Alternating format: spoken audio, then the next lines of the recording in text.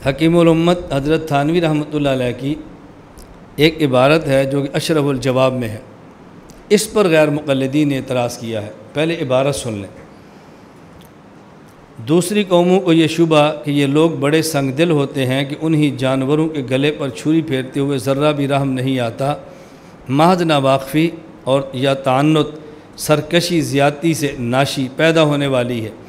मगर अजीब बात यह है कि ये शुबा और एतराज़ फ़कत गाय की कुर्बानी के मुतालिक है, चूहे, बकरी, मुर्गी, कबूतर के मुतालिक नहीं।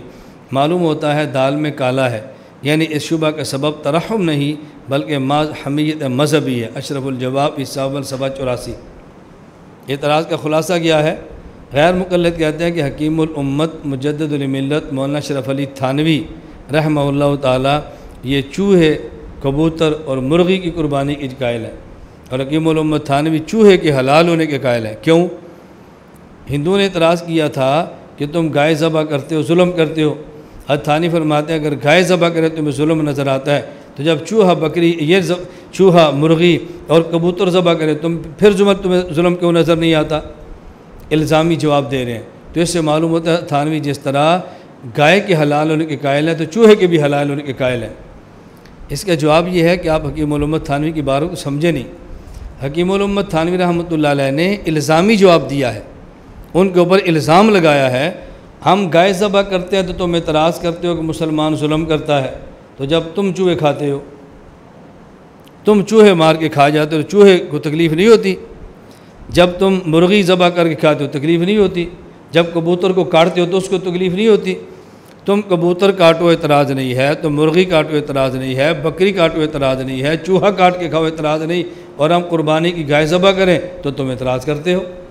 तो हज़रत थानवी रहमतुल्लाह अलैह ने चूहे को हलाल नहीं फरमाया, बल्कि आपने इल्ज़ामी जवाब दिया, उन पर इल्ज़ाम लगाया है अगर एक चीज़ हमने ज़बह की है तो 4 तुम भी ज़बह करते हो। अगर गाय को दर्द होती तो उन 4 को तकलीफ़ नहीं होती, तो तुम भी तो काट के खा जाते हो। ये हज़रत थानवी ने इल्ज़ामी जवाब दिया है, लेकिन इन लोगों ने एतराज़ किया हज़रत थानवी रहमतुल्लाह हलाल होने के कायल हैं। ये बात हरगिज़ ठीक नहीं है। सवाल ये है, क़ुरबानी के दिन जानवर ज़बह न करें, बल्कि जानवर ज़बह करने की बजाय जानवर की कीमत सदका कर दें, तो कहते हैं फ़ायदा बहुत ज़्यादा होगा। मसलन एक दिन में अगर मुसलमान 1 अरब रुपए के जानवर ख़रीद के ज़बह करते हैं, उसकी बजाय 1 अरब रुपया जमा करें, स्कूल बना दें, हस्पताल बना दें, यतीम खाना बना दें और चीज़ें बना दें, इस पे फ़ायदा ज़्यादा होगा। गोश्त तो खाया और ख़त्म हो गया। तो अगर एक दिन में 1 अरब के जानवर ज़बह करने की बजाय 1 अरब रुपये को सदका कर दें या उस 1 अरब रुपये से कुछ चीज़ें बना दें तो शायद इसका फ़ायदा ज़्यादा हो। इसलिए बेहतर है कि ये काम न करें, ये करें। जवाब सुने। हमने कहा ये एतराज़ वो करता है जो इस्लाम के मालियाती निज़ाम से गाफिल है। अगर इस्लाम का मुकम्मल मालियाती निज़ाम इल्म में हो फिर ये एतराज़ कभी नहीं करता। उसकी वजह, अगर आदमी के पास ज़मीन है तो ज़मीन की पैदावार पर अल्लाह ने उशर रख दिया है, अब ज़मीन के बागात, ज़मीन की फसलें, उसका सदका जा रहा है। अगर आदमी के पास सोना और चांदी माल तिजारत मौजूद है, उस पर अल्लाह करीम ने ज़कात रख दी है, अब ज़कात का पैसा जा रहा है। अगर आदमी मुसलमान बालिग है, साहिब इस्तिताअत है और ईद के दिन है, उसके ऊपर सदक़तुल फ़ितर रख दिया है, जिससे गरीबों की हाजात पूरी हो रही हैं।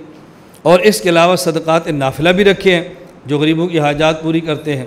अल्लाह रब्बुल इज़्ज़त की जो मंशा है वो ये है कि इस दिन सिर्फ़ और सिर्फ महबूब तरीन अपना जानवर ज़बह करो।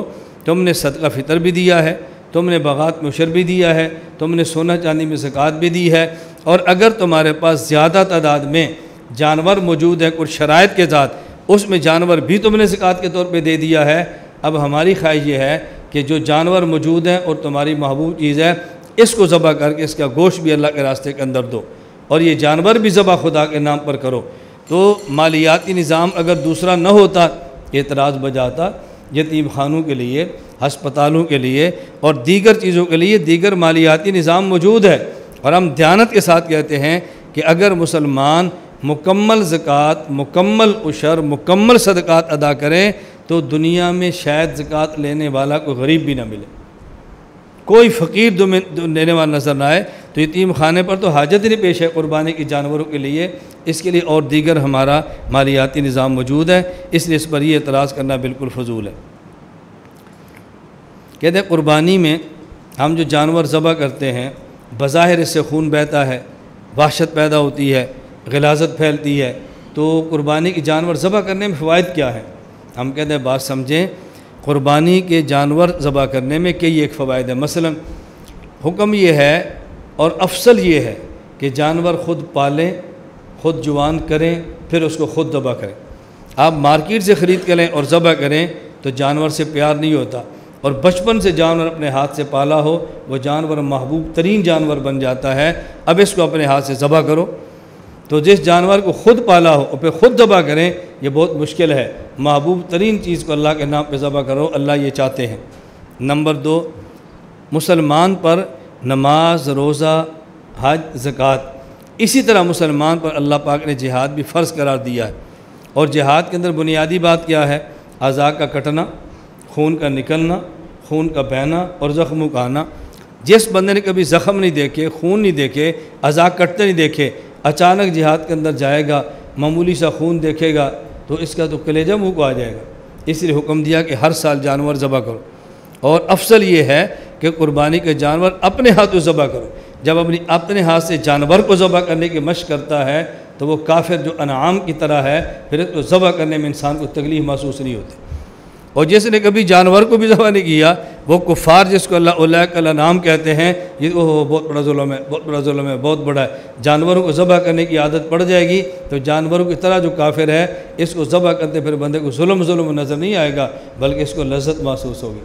मैं अल्लाह के बागी को ज़बह कर रहा हूँ, खुदा के बागी का वजूद दुनिया से ख़त्म कर रहा हूँ। फिर आदमी को नाराज़गी, जब ग़ज़वा बदर के मौके पर उमर ने क्या अर्ज़ किया था, या रसूल अल्लाह मेरे ख़ानदान मेरे हवाले करें, अली के ख़ानदान इसको दें, सिद्दीक़ के ख़ानदान इसको दें, इन खुदा के दुश्मनों को हम अपने हाथों से ज़बह करें। जब इस्लामी हमीयत और गैरत हो ना तो फिर आदमी का ज़ौक़ अलग होता है, और जब मज़हबी हमीयत ना हो तो फिर ये बातें समझानी बड़ी मुश्किल है।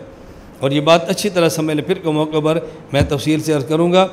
जिस तरह तौहीद का ताल्लुक़ नकल से नहीं अक़ल से है, जिहाद का ताल्लुक़ दलाइल से नहीं गैरत के साथ है। बात समझ आ गई? तौहीद का ताल्लुक़ नकल से नहीं अक़ल से है। वही न हो, फ़तरत वही का ज़माना, अक़ल हो, तौहीद पर ईमान फिर भी फ़र्ज़ है। नबी आ जाए और वही आ जाए और अक़ल ना हो, तौहीद पर ईमान फिर भी फ़र्ज़ नहीं है। तो तौहीद की बुनियाद अक़ल है, नकल नहीं है। इसी तरह जिहाद की बुनियाद गैरत है, जिहाद की बुनियाद दलाइल नहीं है। गैरत हो तो फिर बंदा सब कुछ करता है। अभी चंद दिन कबल की बात, मैं मलेशिया सफ़र में था तो मकबूजा कश्मीर से कुछ लोग आए थे मिलने के लिए। तो हज़रत कश्मीर में हम क्या करें? मैंने कहा तुम गुनाह छोड़ो और जिहाद करो। साथ एक मुफ्ती साहब बैठे थे, जिहाद के लिए शराइत होती हैं। मैंने कहा हम 5 बंदे इधर बैठे हैं, अभी को हमारे ऊपर है हमारा माल छीने, तो फिर आपको अमीर बनाए या मैं अमीर बनूँगा? क्या करें फिर? नहीं, माल बचाएं। मैंने कहा नहीं, पहले फैसला करें कि अमीर किसको बनाना है। वो हमारा माल छीन रहे हैं, हमारी ठुकाई कर रहे हैं, और हम बैठे नहीं ज़रा अमीर बना लें, कि इनसे बचना कैसे? और मैंने कहा क़िबला, ये शराइत तब होती हैं जब पूरी दुनिया में खिलाफत मौजूद हो, पूरी दुनिया में इस्लाम की शान व शौकत मौजूद हो, दुनिया मुसलमान की इज़्ज़त महफूज हो, फिर किसी कुफरी इलाके में हमला करना हो, ये शराइत तब होती हैं। और जब काफिर हमला करे हम दिफा करें, फिर वो शराइत नहीं होती। कुछ आप मुफ्ती साहब ख्याल फरमाएं, बस खामोश हो गए। फिर कहता है अच्छा इनको बताइए कैसे जिहाद करें। मैंने कहा ये मैं नहीं बता सकता कैसे करें, कश्मीर वाले कैसे करें, या कश्मीर वाले कश्मीर में फ़ैसला करें। ना मैं कश्मीर गया हूँ, ना मैंने देखा है, मैं ये नहीं कह सकता कैसे करें, लेकिन ये ज़रूर कहूँगा कि करें। बात समझ आ गई? कैसे करें हम कैसे कह सकते हैं? अभी आप लोग कैसे करो, हर बंदा अपने मुल्क अपने माहौल को जानता है। मैंने इसलिए आपसे कहा ना कि अब आपने फिर कहना उस्ताद जी तखस्सुसात को आप दरमियान में ले आते हैं। तुम्हें समझ आ गई जो बात मैं कहना चाह रहा हूँ? नहीं समझ आए? पढ़ा हुआ है, शराइत होती हैं, शराइत होती हैं, बस कहाँ होती हैं कब होती, छोड़ो, बस शराइत होती हैं। नमाज के लिए भी शर्तें हैं, फलां के लिए भी शर्तें हैं, जिहाद के लिए भी शर्तें हैं। हमने कहा हैं शर्तें। नमाज के लिए किबला शर्त है या नहीं जी? और अगर किबला मुमकिन ना हो तो फिर जी अब किधर गई शर्त? नमाज के लिए वज़ू शर्त है कि नहीं? पानी ना मिले फिर जी किधर गई शर्त? नमाज के लिए वक्त शर्त है कि नहीं? और वक्त पे ना पढ़ सके तो फिर जी शर्तें किधर गई आपकी? कौम को धोखा देते हो। नमाज फ़र्ज़ है मगर कुछ शराइत है, जिहाद फ़र्ज़ है मगर कुछ शराइत है। अब करो इन शराइत पे बात।